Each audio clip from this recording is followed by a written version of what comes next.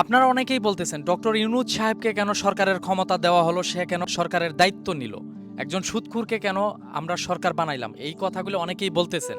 ভাই, আমি আপনাদের উদ্দেশ্যে একটা কথা বলতে চাই। একজন সরকারকে চেনা যাবে সে সরকারের দায়িত্ব পাওয়ার পর সে দেশের কতটা উন্নতি করতেছে আর তার মাধ্যমে দেশের কতটা ক্ষতি হচ্ছে। এই জিনিসটা যখন আমরা বুঝতে পারবো তখন কিন্তু তার সম্পর্কে আমরা মন্তব্য করতে পারবো যে আসলে সে কতটুক দেশপ্রেমিক, সে কতটুক দেশের উন্নতি করতে পারবে।